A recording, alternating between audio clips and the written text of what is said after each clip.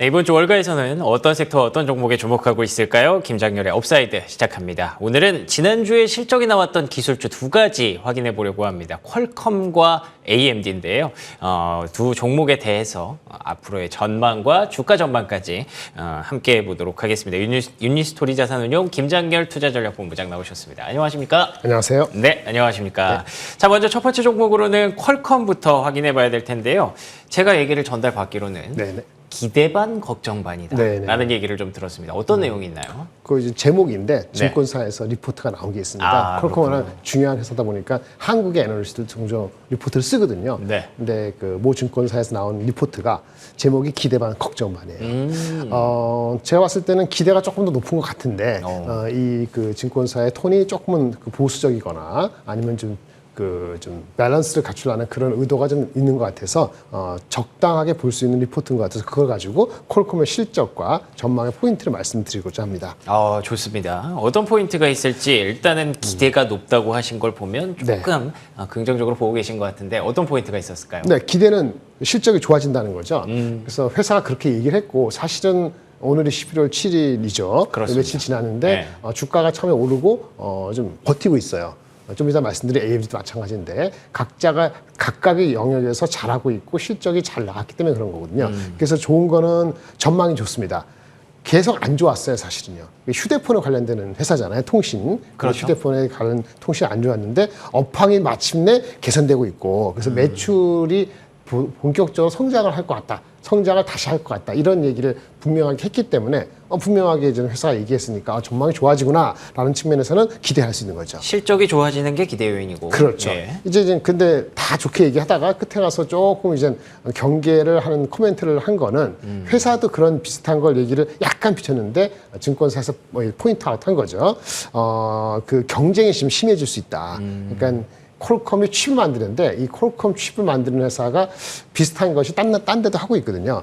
그런 거가 있을 수 있다. 그다음에 퀄컴이 AI를 도입을 해서 하는데 거기서도 경쟁이 있을 수 있다. 그래서 경쟁 심화 가능성을 약간의 우려 요인으로 갖고 있다. 이렇게 좀 보실 수 있겠어요. 그래서 결론적으로 이 증권사는 뉴트럴, 중립적인 거니까 투자 심리는 분명히 좋아진 것 같다. 그럼에도 불구하고 다른 섹터, 많은 섹터들이 있는데 다른 주식보다 더 빨리 갈지는 모르겠다 이런 식으로 썼더라고요. 근데 이거는 기본적으로는요 경쟁도 경쟁인데 휴대폰, 퀄컴이 안드로이드 폰이잖아요. 안드로이드 폰 관련되는 그 실적의 전망에 대해서도 약간은 보수적으로 보는 상태에다가 경쟁률을 갖다 보니까 전체적인 톤은 좀 보수적으로 봤는데 제가 보기에는 그렇게 보수적으로 볼 건 없고 다른 그 잘 나가는 IT, 빅텍은 아니지만은 그 비슷하게 갈 수 있는 포텐셜을 좀 보여줬다. 이렇게 그래요? 하기 때문에 걱정은 한켠에 갖고 있는 건 좋지만은 주식 자체의 흐름이 나빠질 것 같지는 않습니다. 좀 더 디테일하게 한번 들어가 볼까요?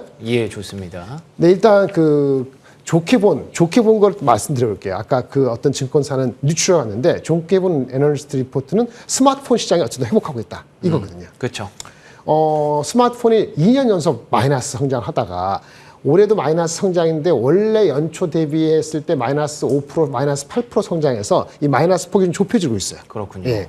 그리고 내년도 성장은 지금 플러스 한 5% 정도로 이 부호가 바뀐다고 지금 최근 컨셉이 바뀌고 있거든요. 그럼 거기에 최대 수혜주는 물론 안드로이드냐 삼성전자 포함한 안드로이드냐 애플이냐 약간 다를 수도 있겠지만 전반적인 시장 분위기는 좋아지고 있는 거거든요. 그런 측면에서 스마트폰 시장이 회복하고 있다는 것 자체는 의심의 여지가 없고 그다음에 또 중요한 게 화웨이가 나왔잖아요. 화웨이가 중국에서 으쌰으쌰 나왔잖아요. 중국에 잘 팔고 있는데 화웨이의 분발이 야기되는 나비 효과 비슷한 게 있을 수 있어요. 비보, 오포, 샤오미 얘네들이 더 제품을 강력하게 만들기 위해서 더 분발할 수밖에 없죠. 그리고 그 제품들의 메모리를 더 채용한다든지 반도체도 중요하지만 그러면 그렇게 되면은 화웨이하고 이 기타 안드로이드, 삼성 말고도 다른 안드로이드 폰 업체 간에 경쟁이 붙기 때문에 거기 들어가는 칩이 누구 거 써요? 퀄컴이 쓰거든요. 화웨이가 신제품을 출시해서 안드로이드 시장을 막 확대시키는 그런 효과를 나타낼 수 있고 그 효과가 올 상반기하고는 하반기하고 내년도는 달라지는 우호적인 환경이다. 이걸 깊게 보면은 괜찮다. 그러니까 화웨이의 출하 증가되는 것이 단순히 화웨이에 들어가는 물량뿐만 아니고 다른 그 안드로이드 폰 시장 자체의 푸름에 좋을 수 있다. 이렇게 생각을 할 수 있다는 거죠. 그 측면에 얘기한 증권사가 또 하나 있는 거죠. AI는 아직 AI 비중이 크진 않지만 거꾸로 비중이 크지 않기 때문에 조금 올라간다. 지금 한 10몇 프로 되거든요. 매출에서. 그게 20%, 25%될 수 있기 때문에 그것도 시간 문제다. 이렇게 하는 것이 가장 중요한 거라 볼 수 있습니다. 그것이 긍정적인 포인트고 저는 여기에 조금 더 무게를 중심을 두고 싶은 거죠. 실제 가이던스도 보면 말이죠. 가이던스 한번 볼게요. 가이던스도 실적 좋았는데 다음 분기 가이던스 역시 컨센서스보다 높았어요. 네. 컨센서스가 매출 기준으로 한 91억, 2억 달러였는데 가이던스는 이 91억 달러가 최하단, 높게는 거의 100억 달러 가까운 99억 달러라서 당장에 이번 분기에 가이던스가 높아진 거죠. 그리고 이제 또 가장 중요한 게 아까 중화권인데 중국에 나가는 물량은 무려 전분기 대비했을 때 35%나 증가될 것으로 보기 때문에 매출이 예상보다 시장 예상보다는 거의 한 10%, 7, 8% 높을 거로 보기 때문에 주가가 고만고 오른 상태에서 대기하고 있는 거기 때문에 그것이 조금 더 좀 의미가 있다라고 볼 수 있겠고요. 누구는 또 그러더라고요. 자동차 관련돼서 반도체가 좀 안 좋은 얘기가 좀 나왔어요. 여기 말고도 레티스 세미컨덕터, 온 세미컨덕터 우리 옛날에 이렇게 말씀드렸었죠. 그런 반도체 중에서 그 자동차용 비중이 높은 반도체 회사들이 주가 많이 빠졌었죠. 온 세미 이런 거였는데 퀄컴도 자동차용이 좀 팔리긴 하거든요. 근데 자동차용은 좀 하락돼서 자동차는 파업 효과도 있고 여러 가지 조금 늦추고 맞는데 그거를 무시할 정도로 원래 본업이 잘 되니까 여기에 좀 맞추면은 긍정적이다 이렇게 볼 수 있는 것이 있고요. 그다음에 두 번째는 AI인데 AI는 이렇게 볼 수 있어요. 지금 비중은 적어요. 얘네 매출에서. 근데 일단 채용만 되면은 AI 기능이 들어감으로 인해서 그 단가 자체가 조금이라도 높아질 수 있거든요. 진짜 한 10% 이상 가격 상승이 애널리스트 얘기가 될지 조금 올라가고 물량 팔리고 말지는 모르지만은 얘네들이 갖고 있는 프로세스가 우리 스냅드래곤 들어보셨어요? 스냅드래곤인데 이상하죠? 스냅드래곤. 근데 거기에다가 AI 붙어서 스냅드래곤 X라는 건데 그 경쟁사도 있거든요. 경쟁사의 제품에 NPU 이런 거 있는데 성능이 뛰어나다는 게 중론이기 때문에 비록 AI 익스포저는 다른 그 빅텍보다는 적지만은 이것도 플러스 알파윤이다. 그래서 업사이드가 있다. 이렇게 보는 것이 조금 더 맞을 것 같은데 마지막으로 경쟁 심화는 어쨌든 간에 애플이 너무 잘 팔리면은 엔드로이드가 좀 덜 팔리지 않을까. 아까 좀 앞전에 말씀드리고 다른 효과가 상쇄될 수 있는 효과가 나중에 나타나지 않을까. 이 생각을 항상 할 수 있는 거고, 그다음에 삼성전자가 이제는 그 자체 AP를 또 다시 채용한다 하잖아요. 그럼 퀄컴 스냅드래곤 등 비율이 좀 낮아질까 봐. 그럼 또 그 경쟁 요인이 삼성의 AP하고 그다음에 애플이 잘 나갔을 때 효과들이 이렇게 복잡하다 보니까 좀 지켜보자 이런 의견이 가질 수 있는 게 상쇄되는 요인이라 말씀드릴 수 있겠습니다. 알겠습니다. 퀄컴 항상 갖고 있는 장점과 단점이 계속해서 좀 언급이 되고 있는 것 같습니다. 본업인 이 스마트폰 칩이 얼마나 안드로이드가 잘 팔리느냐에 따라서 이게 결정이 되기 마련인데 이게 화웨이가 조금 더 저변을 넓혀준다면 가능성 요인으로 작용하겠지만 반대로 그런 기업들이 자체 칩도 계속 개발할 수 있다는 얘기를 하고 있기 때문에 여러 가지 의견들이 좀 나올 수 있는 그런 국면인 거는 같기는 하네요. 그렇지만 연구원님께서는 지금 현재 일단은 긍정적인 면을 조금 더 일단 보고 중요한 계신. 건요. 주식은요. IT도 그렇고 우리 맡아봤는데 이런 여러 가지 긍정적인 있고 부정적인 있고 의견이 다를 수 있잖아요. 주가가 어디 있느냐가 중요해요. 그렇죠. 주가 정리 측면에서 보면은 P 밸류에이션이 과거 평균이 한 15배, 16배 됐는데 지금은 조금 올라왔습니다만 그래도 12~13배밖에 안 돼서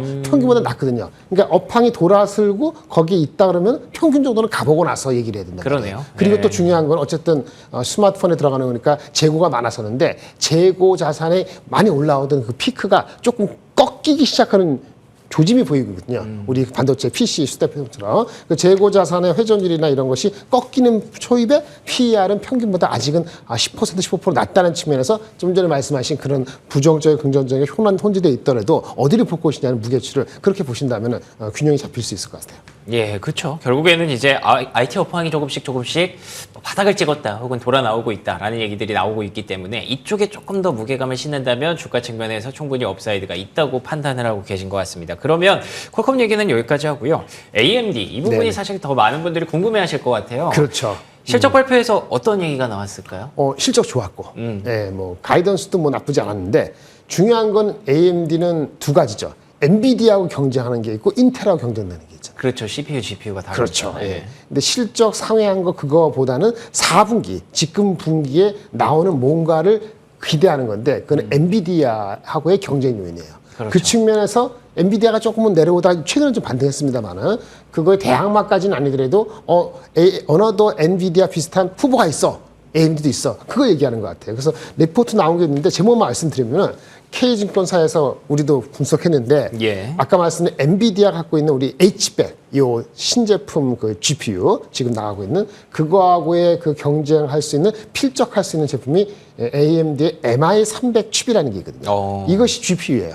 예, 우리 하는 그래픽 프로세스 유닛인데 그것의 효과. 그래서 AI 시장에서의 AMD 입지에 대한 그거의 확인에 대한 기대 이런 것들이 주가에 반영될 때가 됐다. 이것이 가장 큰 거고요. 예. 또 하나는 그 데이터 센터에 들어가는 CPU 있거든요. 그 누구가 경쟁이죠? 인텔하고 경쟁이거든요. 인텔은 사실은 전분기 대비했을 때 인텔 데이터 센터 CPU가 오히려 좀 주춤하거나 안 좋았는데 이 AMD 데이터 센터 쪽은 성장세를 좀 뚜렷이 보여줬어요. 그래서 인텔하고 대비했을 때 데이터 센터 성장세가 뚜렷하다.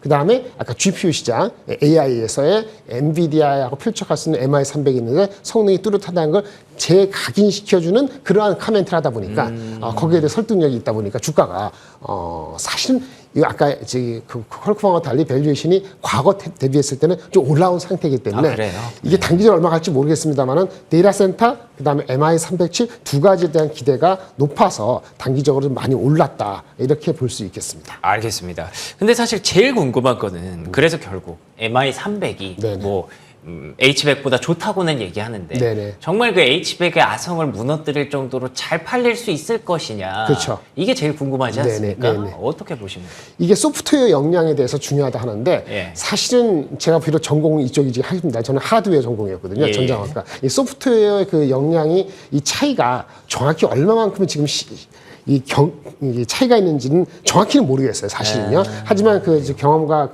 인더스트리 친구들을 통해서 들어보는 거를 리포트가 잘 설명해서 가져왔습니다. 네. 한번 이거 준비한 거 보여드릴게요. 소프트웨어 역량을 강화할 수만 있다면은 그러면 MI300을 갖고 있는 AMD에 대한 주가는 좀 더 오버슈팅 할 수 있다라는 느낌을 받아요. 소프트웨어 뭐냐? 우리 쿠다라고 들어보셨을 것 같아요. 쿠다요? 네, 쿠다라고 들어보셨는데 이거 말씀드릴게요. 예, 이렇게 하는데 요걸 한번 말씀드릴게요. 네. 우리가 하드웨어가 있는데 하드웨어 생태계를 잡으려면 소프트웨어가 뒷받침돼야 되는데 그렇죠. 이 AI, GPU 시장에서의 그 엔비디아가 앞서간 가장 큰 것은 꽤 됐죠. 만 18년 전에 쿠다라고 컴퓨터 유니파이드 디바이스 아키텍처 약자 쿠다인데요. 그래픽 GPU를 처리할 때 여러 가지 알고리즘이 있잖아요. 알고리즘이라고 느낌이 있잖아요. 예, 그걸 컴퓨터 C 프로그램 언어를 포함해서 여러 가지 산업 표준 언어로 작성할 수 있도록 기술적인 그 소프트웨어를 이제 적층시켜 놓은 소프트웨어 그 층계를 마련해 놓은 거라고 보시면 돼요. 소프트웨어도 1단계, 2단계, 3단계가 있고 맨 위에 단계하고 밑에하고의 호환이 돼야 되는 이런 걸 한마디로 소프트웨어 스택이라 하거든요. 그 소프트웨어 스택을 표준화할 수 있는 모든 언어로 얘네들이 갖추고 미리 생태계를 다 해놓은 거예요. 엔비디아가 판을 잘 짜놨군요. 그렇죠. 그게 쿠다라고 했는데 예.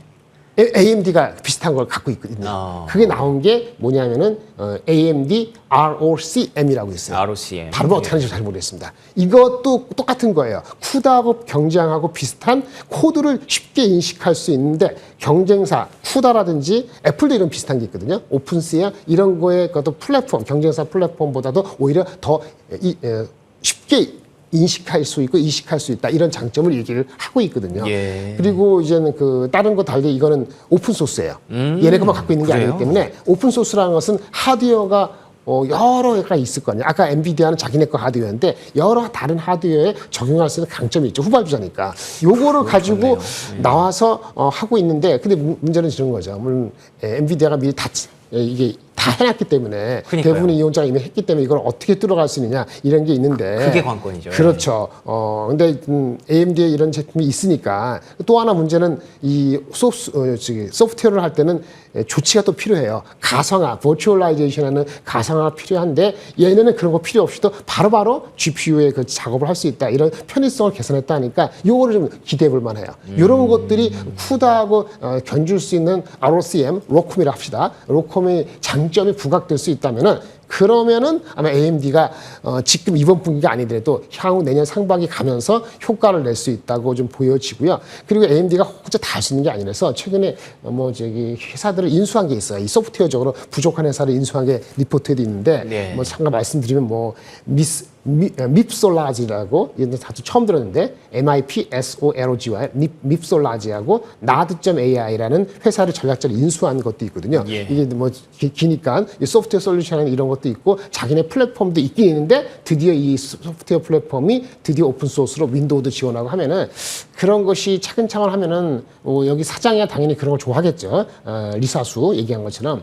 성능은 MI300 칩 자체는 성능이 훨씬 뛰어나거든. 그렇다고 얘기를 메모리도 하더라고요. 많이 네. 사용하고 그래서 좀 잘 됐으면 좋겠는데 장담 못하는데 주가가 그걸 좀 반영을 해갖고 한 85%로 올라간 것 같아요. 아, 벌써요? 85% 정도는 포텐셜을 그래서 어허. 조금 빠지면은 이제부터는 엔비디아하고 AMD를 양방으로 갖고 가는 게 맞다라고 생각이 들거든요. 왜? 전체적인 AI는 방향을 섰고 근데 혹시라도 엔비디아가 흐름을 잡을 때 엔비디아가 AMD가 올라갈 수 있거든요. 그럴 수 있네요. 그래서 이게 거의 이 AMD를 바라보는 거의 80%고요. 중요한 건 인텔의 마켓시어를 뺏고 있는 또 다른 에어리야. 예. CPU에서는 7대3인가 8대2로 인텔이 압도적인데 예. 데이터 센터용으로의 성장이 얘네가 좀 더 뚜렷하게 성장을 보였거든요. 그런 복잡하네요. 측면에 플러스 되면은 아까 엔비디아 쫓아갈 수 있는 요인이 파랄이 있고 그다음에 15% 20%가 인텔을 갉아먹고 있는 거는 팩트이기 때문에 예. 컨비네이션 하면은 좀 더 올라갈 부분은 분명히 있는데 단기적으로 많이 올랐다. 그런 정도로 좀 염두에 두시고 플레이를 하시면 좋을 것 같아요. 알겠습니다. 참 AMD가 항상 이쪽도 저쪽도 약간 도전자의 역할을 하고 있는데 그 도전자가 무시할 만한 도전자가 아니고 정말 강력한 도전자라는 점에서 많은 분들이 그 업사이드에 대한 기대감을 갖고 계신 걸로 알고 있습니다. 그런데 아직까지는 뭐 MI300이 아무리 잘 나왔어도 H100보다 잘 나왔다 하더라도 이 소프트웨어적인 측면을 좀 극복해야 되는 문제가 있기는 하겠네요. 그런 부분들을 조금씩 더 이어나갈 때 업사이드를 좀 더 봐줄 수 있을 것 같습니다. 갑자기 좀 궁금해졌는데 네. 이 AMD가 만약에 선전한다고 한다면 네네. 그러면 삼성전자와 SK하이닉스의 우선순위도 좀 바뀔까요?